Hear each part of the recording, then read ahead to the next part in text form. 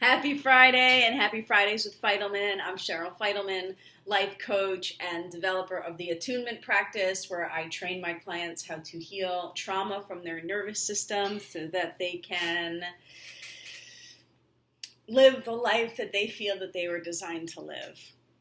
Because I feel like as long as our lives are directed and shaped either consciously or unconsciously by our trauma, then we can't fulfill on our real true mission and purpose in life, whatever that is. So happy First Friday. I usually put out a live webinar on First Fridays, but I am learning a new platform or strategy for webinars, and there's a bit of a learning curve. So the next one will be next month or the month after that. But in the meantime, another topical video. Today's topic is isolation and aloneness.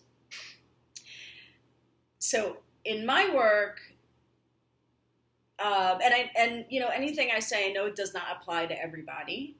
It applies to those that resonate with it.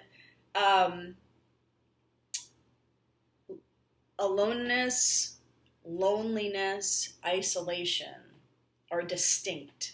They're different things, although sometimes it can occur as if they're the same. So being alone, for me, in my work and in my theories and the way that I operate with my clients, we are alone 100% of the time. Whether you're with one friend, many friends, whether you're with strangers, whether you're out in public, whether you're with family, or you're at work, or you're with your boyfriend, girlfriend, lover, or you're actually literally physically alone, whatever context you're in, you're always alone. Because we are always with ourselves, 100% of the time. So, like, I am with Cheryl, that's me, I'm with Cheryl all the time. I can't get away from her. I'm always with her. As a matter of fact, I am her. That's a whole nother topic, living with our identity and then living with what could occur, like the part of us that's beyond our identity, which was our soul, right? So there's our soul. And I think that is what unites us all, the side of us that is a pure soul. And then there's our identity. And that's what I mean by, like, I'm always with my identity. And so if I'm with people, or if I'm not with people, I am just as comfortable. And it was not always like that at all. I used to isolate. I used to be scared of people. I used to be scared to be with people. I used to be with people and just completely not even know who I was or really how to operate. And I think that, sorry about that, I live 2 blocks from a firehouse. And I think that is one symptom of codependence, which is when I'm with people, I cannot figure out which part of myself needs something or wants something or is trying to prove something or feels not worthy, or I'm not sure what kind of signs I'm getting from people. My nervous system is kind of triggered and nervous because I'm not sure how to be safe or protect myself. And so those are all of the things that I would have to deal with when I was with people. And so it can occur as if I don't want to be with people because I don't want to deal with them. But really, I don't want to be with people because I don't actually want to deal with myself when I'm with people. I don't want to deal with or try to manage that which would be going on inside of me as a reaction of being with people. So it's almost like I don't want to bring Cheryl to that party because I don't want to deal with Cheryl. And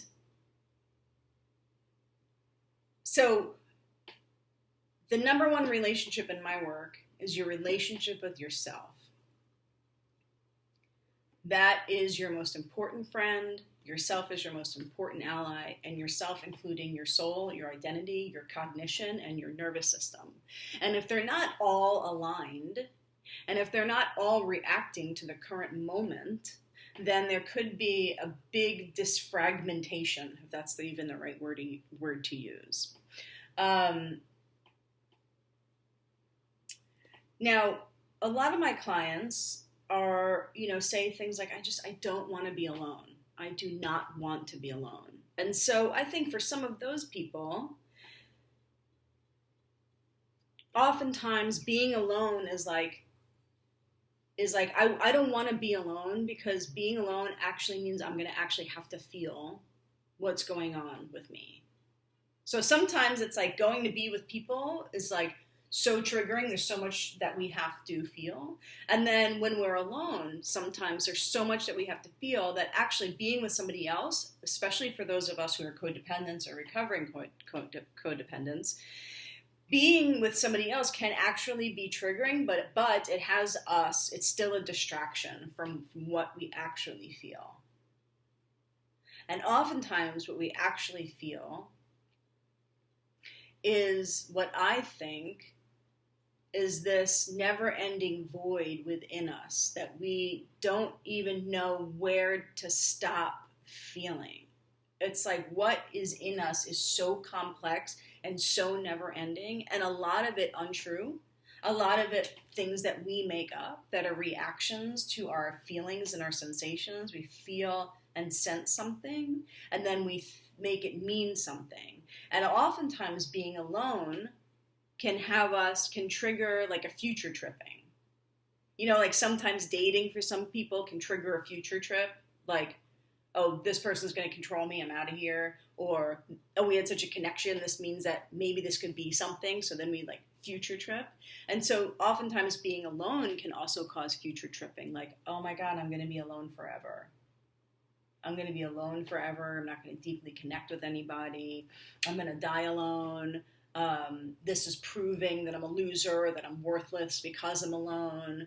All of these things that we make up about being alone. And that's actually, I think, why we're avoiding being alone, because of the things that we make up about it.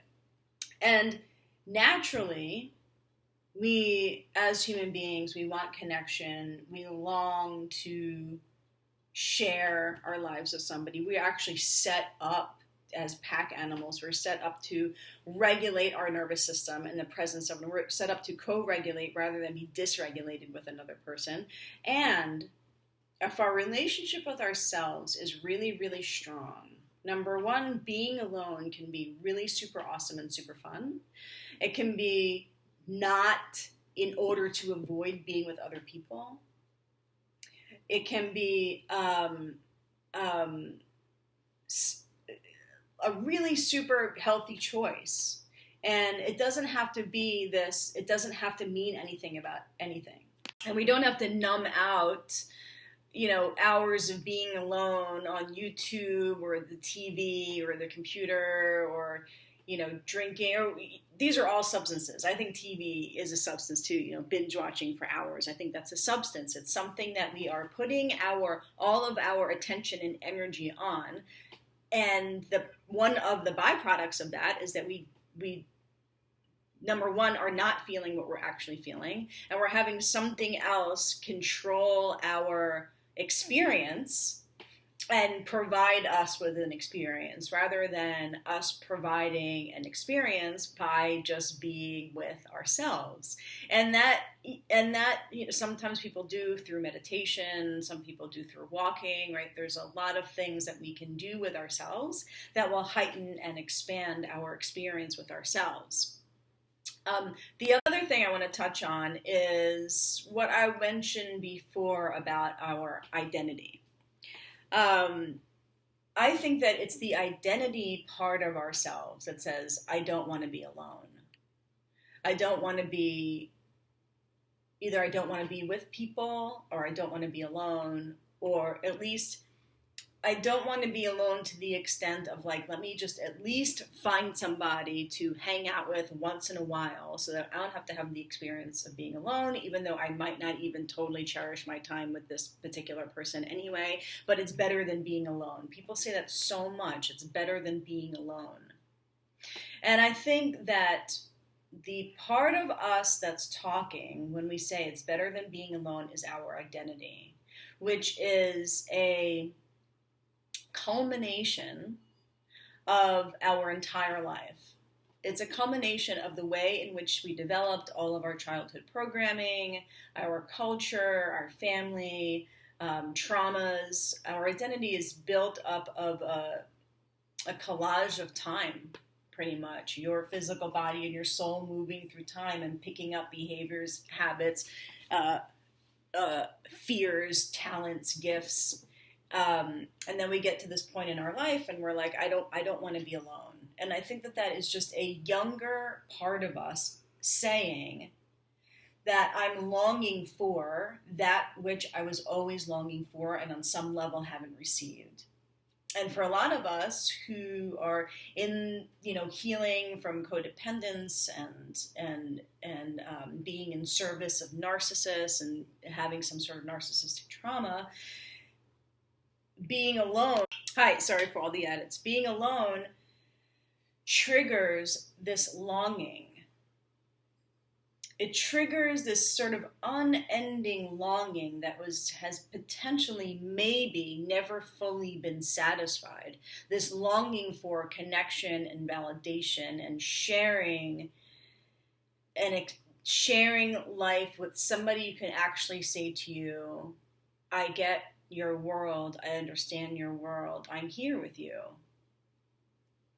And really being able to truly relax and feel safe in our nervous system.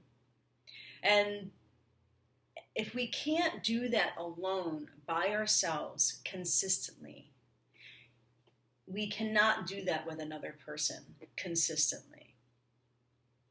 And that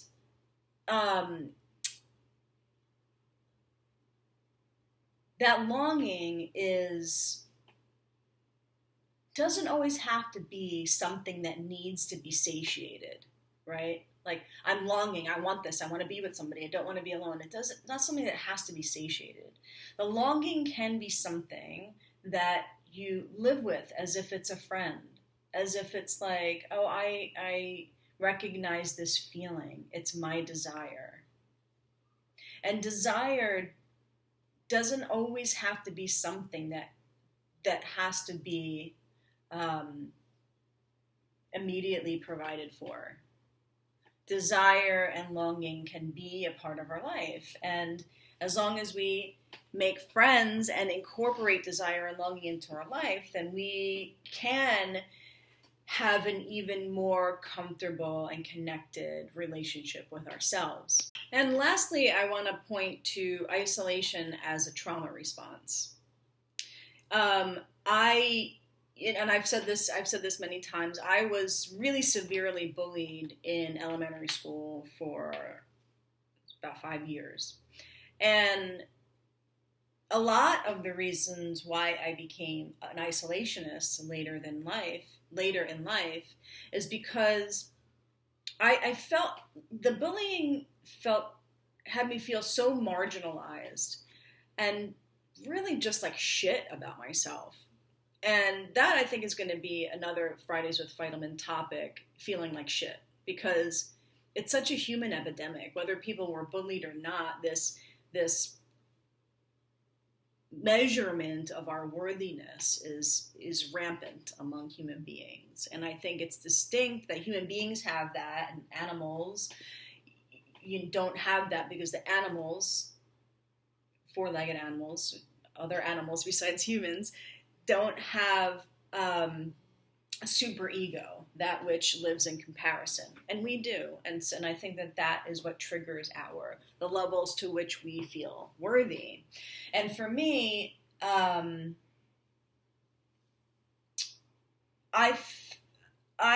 felt like as if it was the truth. Not even that I was thinking it consciously, as if it was the truth. It was just the filter through which I was seeing the world and people. I felt so inferior and so ugly and so ostracized that it was so true that I was ostracizable that I just ostracized myself. And I became that which was like set aside and isolated. And that was, my life was framed, that isolation was really framed in trauma. And as I started to heal my nervous system and heal the automatic context with which my nervous system had me living in based on, psychological trauma when I was a child, I started to really, I want to say, see myself as one with others, although I feel like that seems so cliche, although, cliches are true. That's why they're said all the time. But it was like, not even that I felt one with other people. It's just like there's nothing. It's not like I'm so one with you, or I'm so connected to you, or we're so equal. Those are other filters. They're nice filters, but I'm not worthy as a filter. I'm one with you as a filter. I also feel the same way about confidence. I don't necessarily believe in confidence. It's like there is no low confidence or no confidence, but then there's just nothing. It's not like I have confidence. It's just like there's just nothing there. There's nothing there that's separating me or pushing me back or reshaping my experience and my connection and having me put some sort of mask on. It's a nothingness, really. And that has me and my true essence and my true purity come forward. And that's why I so deeply, deeply am committed to people healing their trauma. And because I just think that is the key to humans living out our real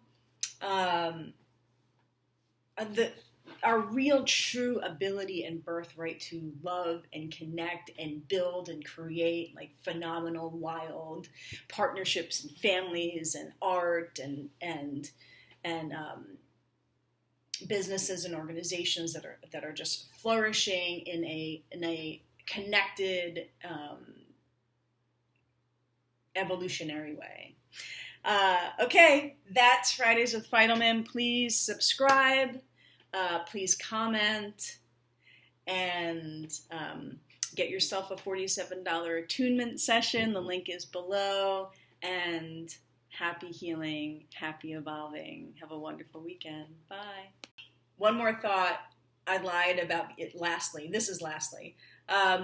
About this never-ending train of feeling and thought that could feel like an endless, unsatisfiable void, black hole inside of us that I've heard a lot of people speak about and I've experienced myself. And I want to, liken it to the universe, as if there's an end to the universe, right? There's a universe within us. There's so much within us.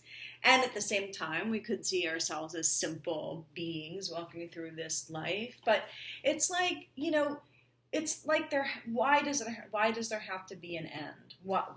Maybe there is a void inside of us. And what is wrong with that, right? Apparently there's voids in the universe, there's black holes, there's so much in physics that we haven't figured out. Not that I'm a physics expert, but I'm interested in it, and I know that there's a lot of stuff we haven't figured out, and there's a lot of space that we don't know is filling that space, and we know we don't see or get or have conceived of yet or figured out that there's an end to the universe. And so it's like the universe is just like mass and endless, and so is the universe within inside us.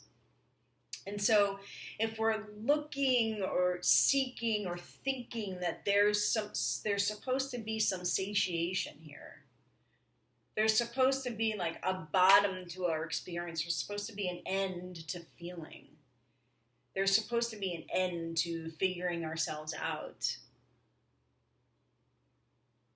I don't know where that specific desire comes from or that thought, because potentially there is no end to how much we can feel and experience, and then we get to a black hole inside of us where it just like feels empty, and that emptiness should be filled with something, whether it be people or substances or knowledge or whatever we try to fill ourselves up with so that we can not be with that which is there to be with within ourselves. So to just potentially throw the idea out there that we in ourselves, each and every one of us, is an endless, complex universe, a lot of which we know nothing about. A lot of ourselves we've explored, a lot of ourselves we haven't yet explored, and there's a lot of ourselves we will not ever get to explore. And that's hopefully a soothing peace will provide, hopefully that provides some level of peace and acceptance of being alone and helps to solidify your relationship with yourself.